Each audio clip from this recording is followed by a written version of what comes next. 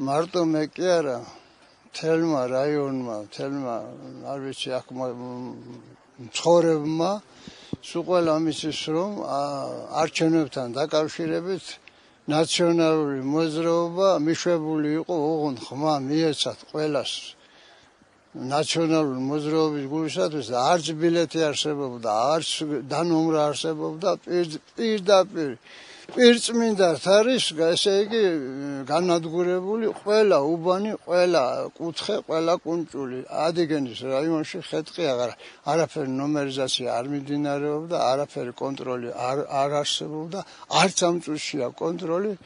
მე არ ვიცი, ესე იგი მართალია მთავრობა ჯერ დაკომპლექტებული არ არის, მაგრამ მე ვთხოვ ყველა ძალოვან სტრუქტურას პირადად ბატონი ივანიშვილის ბიზნეს რომ სასწრაფოდ გამოყოს კონტროლი, გააჩეროს ეს ბანდიტები და ეს ხეთყის ჭრა გააჩეროს.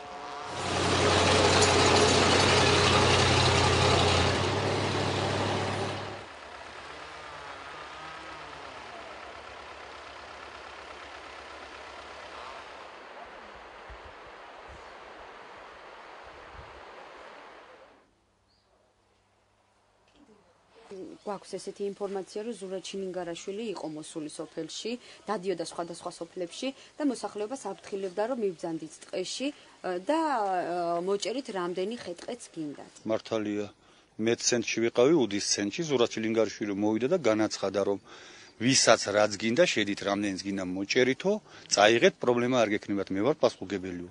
ფაქტია, მეც ვიდექი. მეტყევე ყავთ ადგენის რაიონში. 7 დღის წელი მოს. 7 დღის. და ტერიტორია ფართობი რამდენი გაქვთ? 31000 ჰექტარი. და თქვენ როგორც ვთქვით, საკმარისი არის ეს კადრები, რომ 31000 ჰექტარი დაიცვას ტყის ფშელმა. ნამდვილად არ არის, იმიტომ რომ ერთ დღის წესაბარია 6000 და 7000 ჰექტარი და როგორ დაიცეს. და ინფორმაციას თუ ვფლობთ იმის შესახებ, რომ უკანონოდ იჭრება ხეთყი.